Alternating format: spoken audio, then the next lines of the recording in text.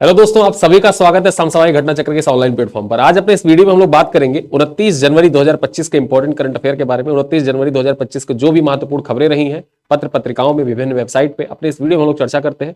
मैं आपको डेली बताता हूं कि इस वीडियो की महत्ता आपके लिए क्या है, इस वीडियो में आपको क्या क्या मिल जाता है। इस वीडियो में आपको मिल जाता है प्रीलिम्स के फैक्ट, जो इंपॉर्टेंट प्रीलिम्स के फैक्ट हो सकते हैं वो फैक्ट आपको मिल जाते हैं। साथ ही साथ मेंस के लिए जो इंपॉर्टेंट डाटा हो सकता है आपके करंट अफेयर से रिलेटेड, वो भी यहां पर मिल जाता है, जो आपके वैल्यू एडेड मटेरियल की तरह काम करता है।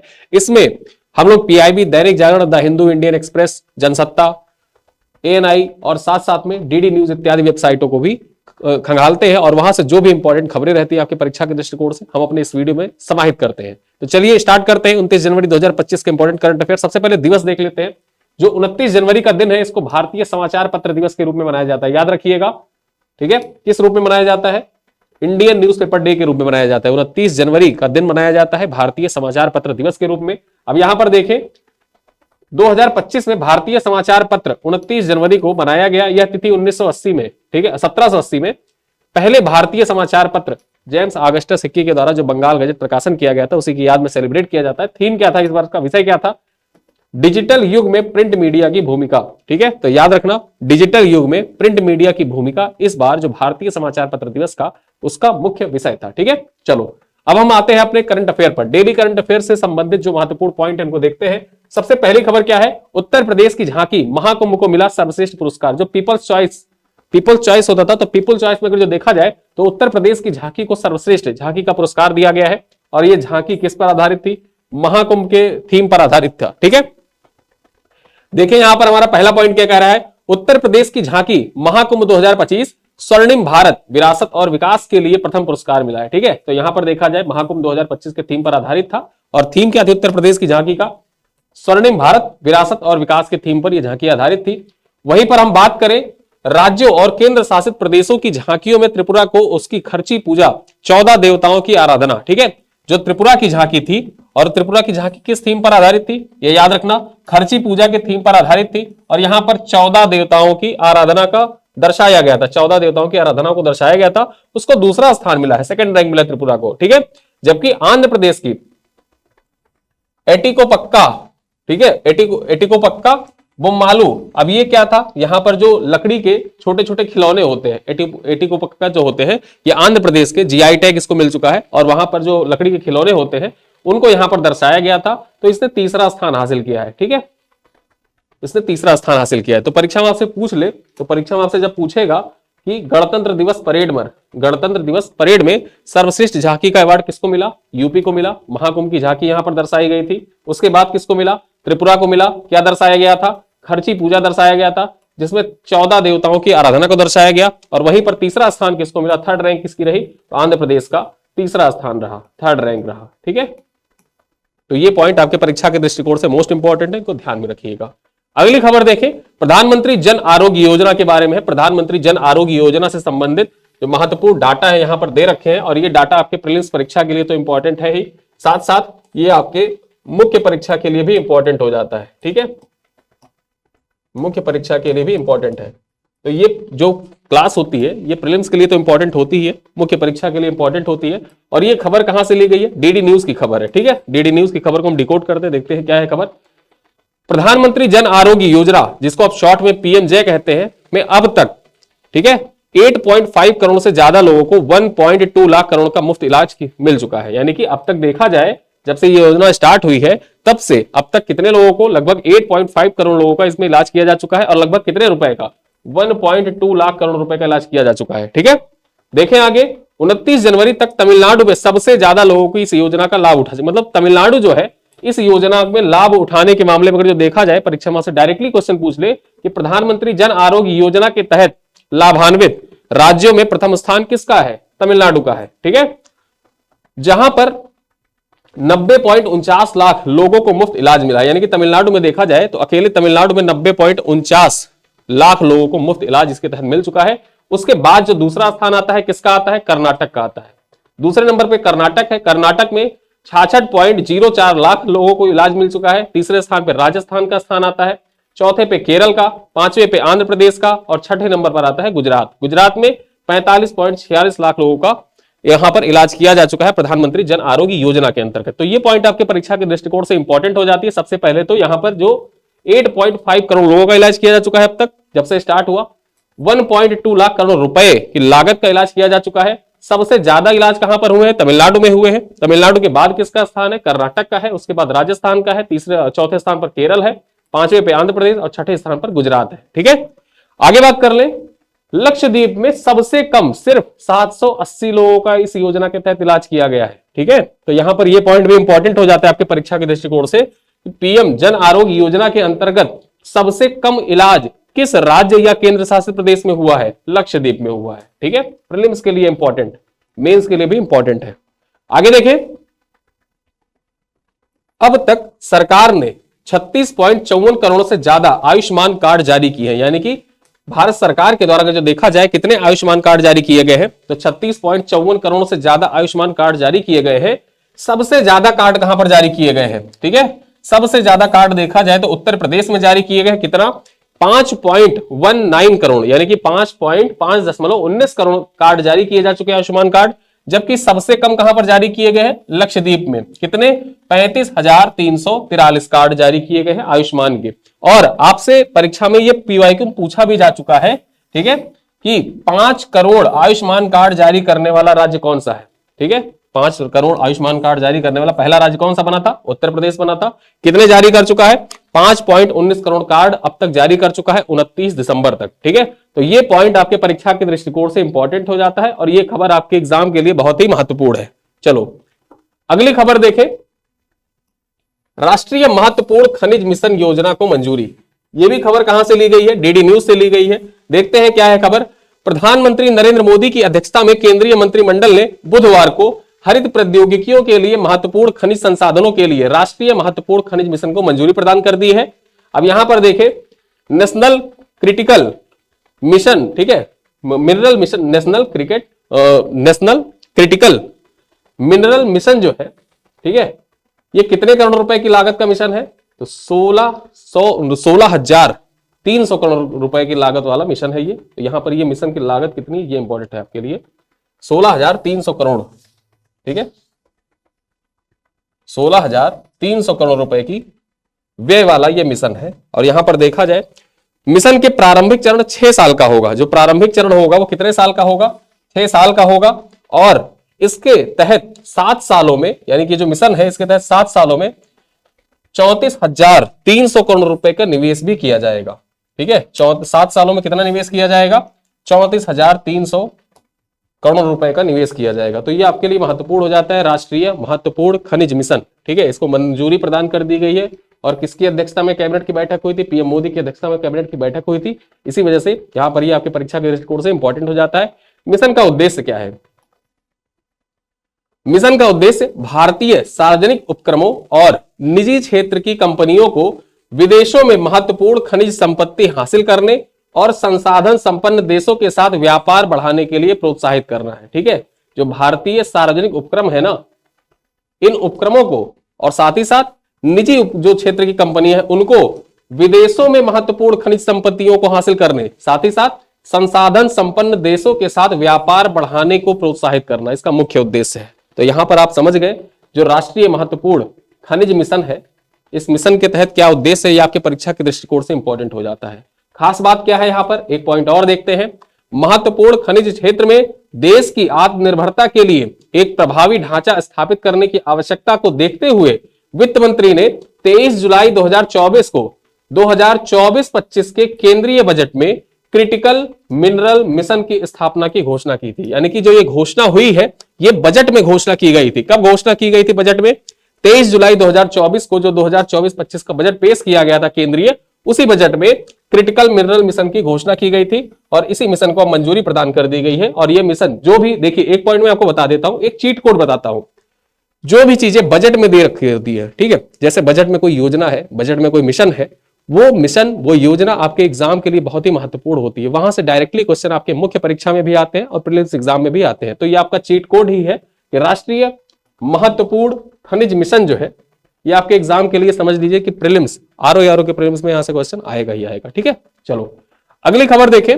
राज्यों केंद्र शासित प्रदेशों के श्रम मंत्रियों एवं सचिवों के साथ राष्ट्रीय सम्मेलन का आयोजन किया गया है। इसके बारे में जान लेते हैं। जो खबर है डीडी न्यूज की खबर है, यहां पर देखें तो केंद्रीय श्रम एवं खेल मंत्री मनसुख मांडवीय 29-30 जनवरी 2025 को नई दिल्ली में 2 दिवसीय राज्यों केंद्र शासित प्रदेशों के श्रम मंत्रियों एवं सचिवों के राष्ट्रीय सम्मेलन की अध्यक्षता करेंगे। ठीक है, यानी कि जो राज्यों एवं केंद्र शासित प्रदेशों के जो श्रम मंत्रियों एवं सचिवों का राष्ट्रीय सम्मेलन है, इसकी अध्यक्षता किसके द्वारा की जाएगी? मनसुख मांडवीय के द्वारा की जाएगी। और ये जो बैठक होगा, सम्मेलन होगा, इसका आयोजन कहां पर किया जाएगा?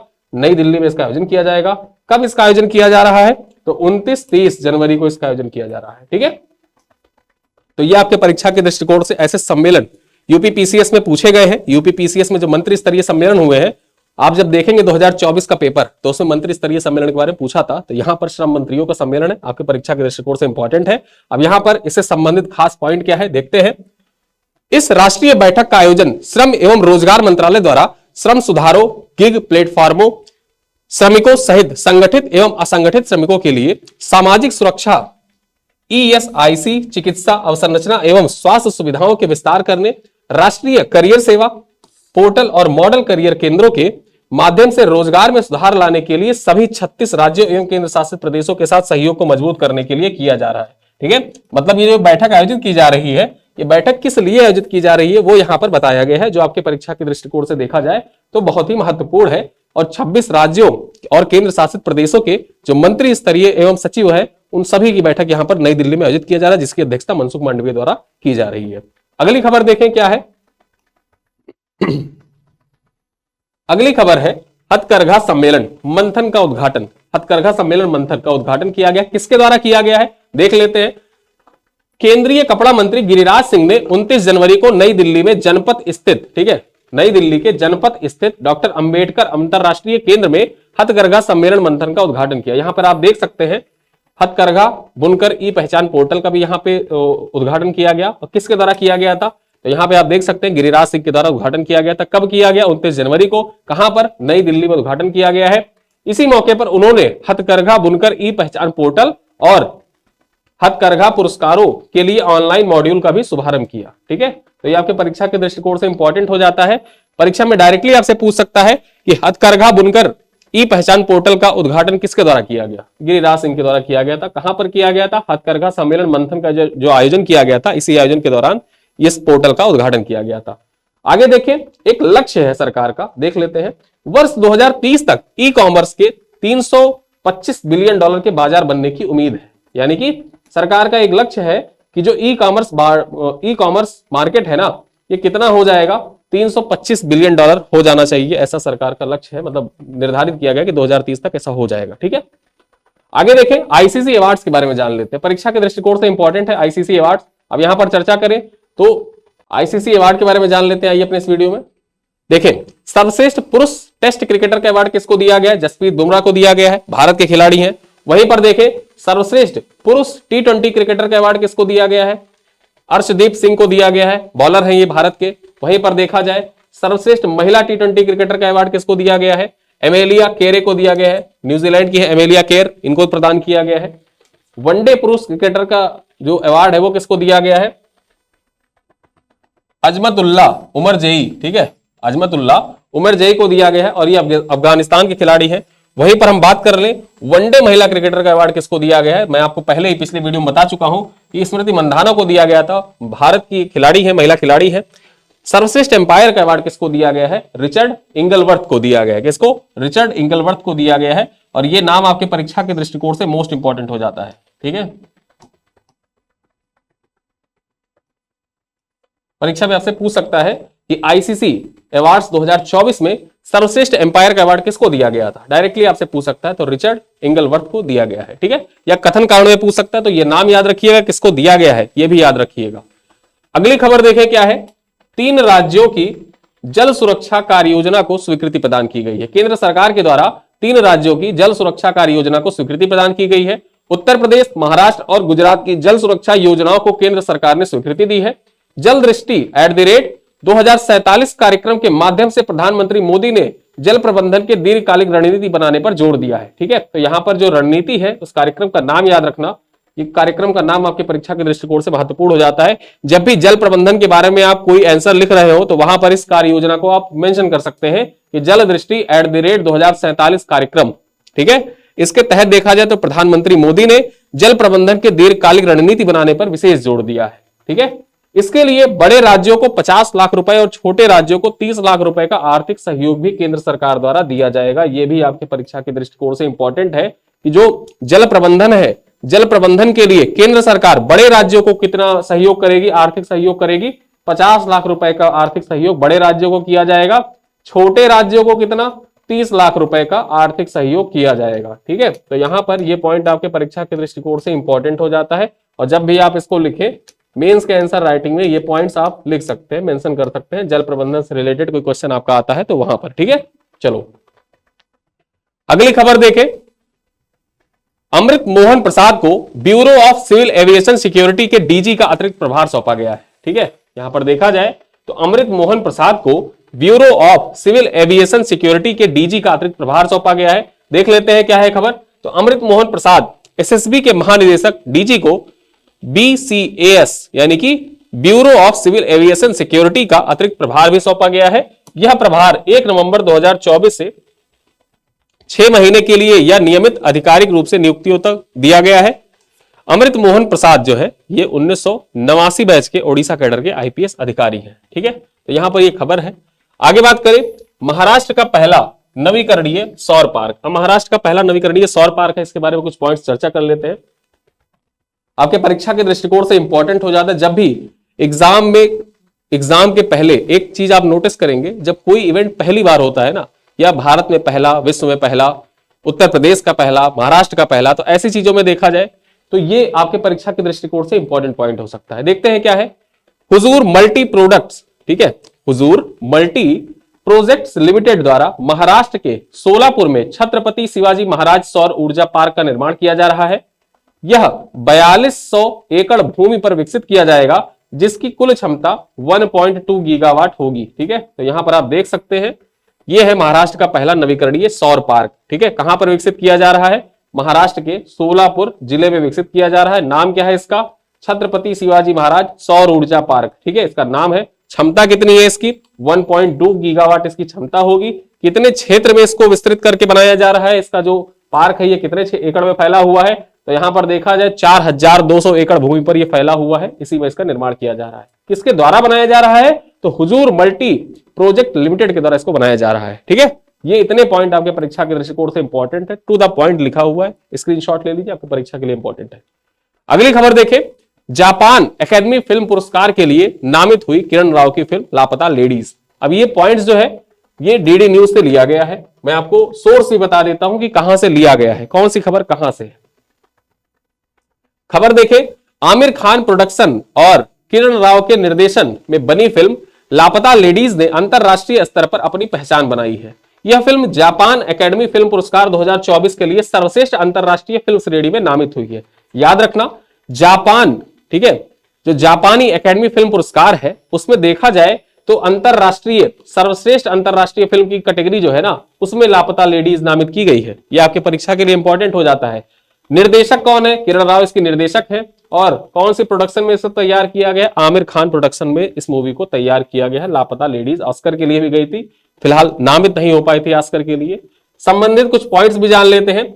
इस पुरस्कार की विजेता की घोषणा जो होगी 14 मार्च 2024 को होने वाले समारोह में किया जाएगा। यहां पर 24 लिख गया है, 25 होगा। ठीक है, 14 मार्च 2025 को होने वाले समारोह में इसकी घोषणा की जाएगी। साल 2024 में जापान में रिलीज हुई 204 राष्ट्रीय फिल्मों में से लापता लेडीज को टॉप 5 पे जगह मिली है। यानी कि साल 2024 में जो फिल्में रिलीज हुई थी जापान में, उनमें देखा जाए तो 204 अंतरराष्ट्रीय फिल्मों में टॉप 5 में, ठीक है, टॉप 5 में लापता लेडीज को स्थान मिला है जापान में जो रिलीज हुई थी। और वही जो जापान में फिल्में रिलीज हुई थी उन्हीं को इस अवार्ड में शामिल किया जाता है, जापानी एकेडमी फिल्म पुरस्कार की श्रेणी में। अंतरराष्ट्रीय कैटेगरी में इसको शामिल किया गया है। तो देखा जाए तो भारत की फिल्म जो है ये अंतरराष्ट्रीय पहचान बनाने में कामयाब रही है। आगे देखें, भारत के डिजिटल भुगतान में यूपीआई की हिस्सेदारी 83%। यह भी खबर जो है, ये खबर कहां से ली गई है, ये एएनआई का इनपुट है। ठीक है, एएनआई इनपुट, ANI से खबर ली गई है।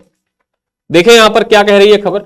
आरबीआई की भुगतान प्रणाली रिपोर्ट के अनुसार भारत के डिजिटल भुगतान में यूनिफाइड पेमेंट इंटरफेस की हिस्सेदारी 2019 में 34% से बढ़कर 2024 में कितना हो गया, 83% हो गया। यानी कि देखा जाए तो आरबीआई कह रहा है कि वर्ष 2019 में जो यूपीआई का यूज होता था वो मात्र जो पेमेंट सिस्टम था, पेमेंट सिस्टम में 34% ही यूज होता था यूपीआई का, वो बढ़ के कितना हो गया 2024 में, ये बढ़ के कितना हो जा रहा है, 83% हो जा रहा है, 83% हो जा रहा है। ठीक है, जिसमें पिछले 5 साल में 74% की उल्लेखनीय संचयी औसत वृद्धि दर है। यहां पर देखा जाए तो पिछले 5 सालों में ही जो संचयी औसत वृद्धि दर कितना है, 74% है।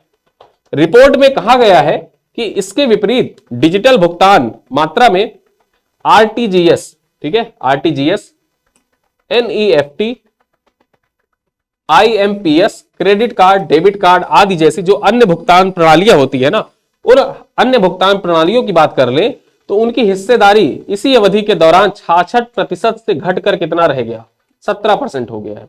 जो ये अवधि है ना 2019 से 2024 की अवधि, इसी अवधि में देखा जाए तो यूपीआई जो 64% से यूपीआई यूज करते थे वो 83% पर पहुंच गया यूपीआई यूज।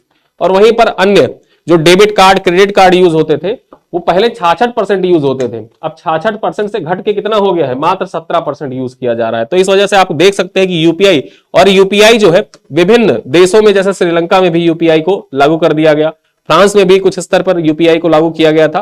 तो यूपीआई को देखा जाए तो यूपीआई की जो यूज करने की जो दर है वो दिन प्रतिदिन बढ़ती जा रही है। तो यहां पर आप देख सकते हैं भारत में डिजिटल भुगतान में यूपीआई की हिस्सेदारी बढ़ रही है, 83% हो गई है। ठीक है, आगे देखें एक और खबर है, वक्फ संशोधन विधेयक पर जेपीसी की मंजूरी प्रदान कर दी है। जेपीसी ने, ज्वाइंट पार्लियामेंट्री कमेटी जो होती है उसने मंजूरी प्रदान कर दी है। देखते हैं खबर क्या है। जगदम्बिका पाल की अध्यक्षता में संयुक्त संसदीय समिति ज्वाइंट पार्लियामेंट्री कमेटी ने वक्फ संशोधन विधेयक को 14 संशोधन के साथ मंजूरी प्रदान कर दी है।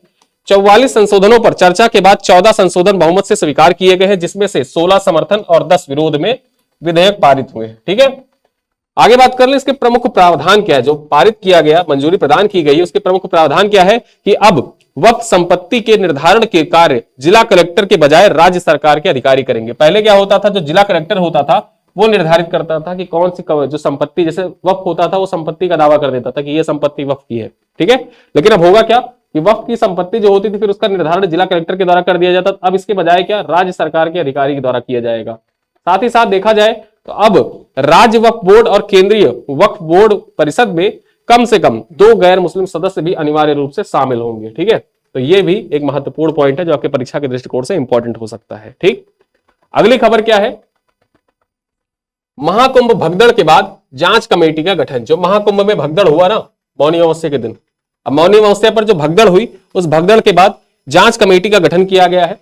ठीक है, तो महाकुंभ में हुई भगदड़ की घटना की जांच के लिए उत्तर प्रदेश सरकार द्वारा सेवानिवृत्त जज हर्ष कुमार की अध्यक्षता में 3 सदस्यीय न्यायिक जांच आयोग का गठन किया गया है। ठीक है, अध्यक्ष का नाम याद रखिएगा, ये अध्यक्ष का नाम आपके परीक्षा के दृष्टिकोण से इंपॉर्टेंट हो जाता है, प्रीलिम्स के लिए बहुत ही महत्वपूर्ण पॉइंट है ये। और यहां से आपसे सवाल पूछा जा सकता है कि किसकी अध्यक्षता में कमेटी गठित की गई, या फिर डायरेक्टली पूछ ले कथन, या तो डायरेक्टली पूछ सकता है या तो कथन कारण में पूछेगा। कथन कारण में कैसे पूछ सकता है, पूछ सकता है कि यहां पर 5 सदस्यीय कमेटी का गठन किया गया जिसके अध्यक्ष हर्ष कुमार है। अब यहां पर 5 सदस्य नहीं है, 3 सदस्य है। ठीक है, 3 सदस्य इसमें होंगे जिसमें एक अध्यक्ष और 2 अन्य सदस्य होंगे। तो वहां पर अन्य सदस्यों के बारे में भी जान लेते हैं। अन्य सदस्य जो है ये कौन है, डीके सिंह है, पूर्व आईएएस अधिकारी है। वहीं पर बात करें तो बीके गुप्ता, अब बीके गुप्ता जो है ये पूर्व आईपीएस अधिकारी है। ठीक है, तो यहां पर एक आईएएस, एक आईपीएस और एक जज, 3 लोगों की कमेटी है जो न्यायिक जांच करेगा जो ये भगदड़ हुई थी, भगदड़ कैसे हुई थी। और इससे सेपरेट देखा जाए तो इससे इतर जो पुलिस है, पुलिस प्रशांत कुमार है, प्रशांत कुमार डीजीपी, उनके ही नेतृत्व में देखा जाए तो एक अलग से जांच कमेटी पुलिस खुद से भी जांच करेगी कि तह तक जाएगी कि कैसे ये भगदड़ हुई थी। अब यहां पर देखा जाए जो भगदड़ हुई तो आधिकारिक रूप से देखा जाए तो जो मेला एसएसपी है वैभव कृष्णा, उनके द्वारा कहा गया 30 लोगों की मृत्यु हुई है। जो भगदड़ हुई थी 30 लोगों की मृत्यु हुई है और 60 लोग यहां पर गंभीर रूप से घायल हैं।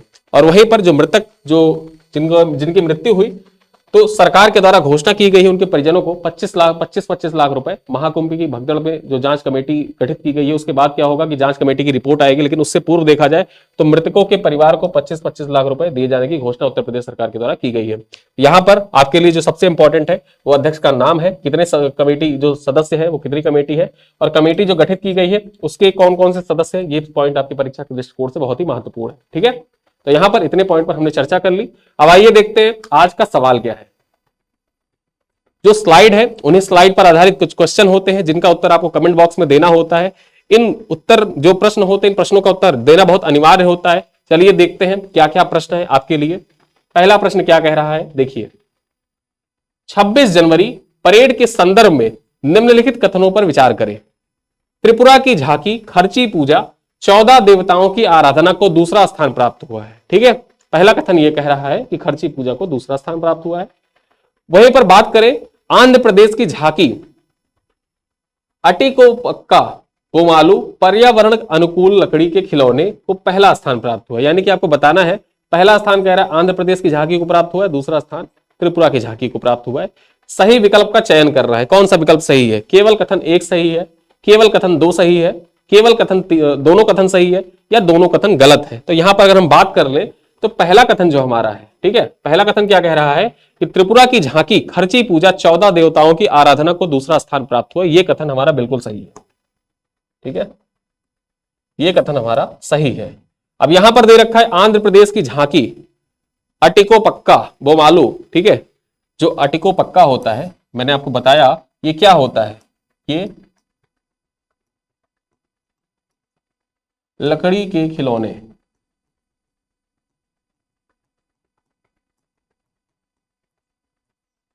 इसको दूसरा पहला स्थान नहीं मिला है। ठीक है, पहला स्थान नहीं मिला है, कौन सा स्थान मिला है इसको, तीसरा स्थान मिला है। ठीक है, थर्ड रैंक मिली है, तो इस वजह से ये दूसरा कथन गलत हो जाएगा। हमारा कौन सा कथन सही है, केवल कथन एक सही है। ठीक है, पहला स्थान किसको मिला है, पहला स्थान मिला है उत्तर प्रदेश को, उत्तर प्रदेश को पहला स्थान मिला है। तो इस तरह आपको पता चला जो हमारा पहला कथन है, पहला कथन हमारा सही है। आगे देखें अगला क्वेश्चन क्या है, निम्नलिखित कथनों पर विचार करें। पहला कथन कह रहा है प्रधानमंत्री जन आरोग्य योजना के तहत अब तक 10 करोड़ से अधिक लोगों को मुफ्त इलाज मिल चुका है। ठीक है, दूसरा कथन कह रहा है तमिलनाडु में इस योजना का लाभ उठाने वाले लोगों की संख्या सबसे अधिक है। सही विकल्प चुनना है, केवल कथन एक सही है, केवल कथन दो सही है, दोनों कथन सही है, या दोनों कथन गलत है। तो यहां पर सही उत्तर क्या हो जाएगा बताइए, सही उत्तर यहां पर क्या हो जाएगा, सही उत्तर हो जाएगा केवल दो, कथन दो हमारा सही है। अब कथन दो क्यों सही है मैं आपको बताता हूं। देखिए यहां पर 5 क्वेश्चन है। ठीक है, 5 क्वेश्चन है जिनमें से कुछ क्वेश्चन मैं सॉल्व करा दे रहा हूं, कुछ क्वेश्चन के उत्तर आपको कमेंट बॉक्स में देने हैं। पहला देखिए क्या कह रहा है, प्रधानमंत्री जन आरोग्य योजना के तहत अब तक 10 करोड़ से अधिक लोगों को मुफ्त इलाज मिल चुका है। यह कथन हमारा गलत है। क्यों गलत है, गलत इसलिए है यहां लिखा है 10 करोड़, 10 करोड़ नहीं, कितना 8.5 करोड़। ठीक है, 8.5 करोड़ लोगों को कब तक, 29 जनवरी 2025 तक इलाज मिल चुका है। और वहीं पर देखा जाए तो तमिलनाडु जो है, तमिलनाडु इस योजना के अंतर्गत लाभ उठाने वालों में सबसे अधिक है। सबसे कम किसका है, सबसे कम, सबसे कम लाभ कहां पर, लक्षद्वीप पे। कहां पर, लक्षद्वीप पे सबसे कम लाभ उठाया है। वहीं अगर हम बात कर ले जो आयुष्मान कार्ड जारी किए गए, आयुष्मान कार्ड जारी करने में, आयुष्मान कार्ड जारी करने में कौन है शीर्ष पर, यूपी। और सबसे नीचे कौन है, ये तो शीर्ष पर हो गया, और सबसे निचले स्थान पर कौन है, लक्षद्वीप। लक्षद्वीप जो है वो सबसे निचले स्थान पर है। तो यहां पर इतने पॉइंट आपको पता चल गए। ठीक है, तो इस तरह हमारा देखा जाए तो यहां पर केवल कथन दो सही है, पहला कथन गलत है। यहां पर अगली खबर क्या है, देखिए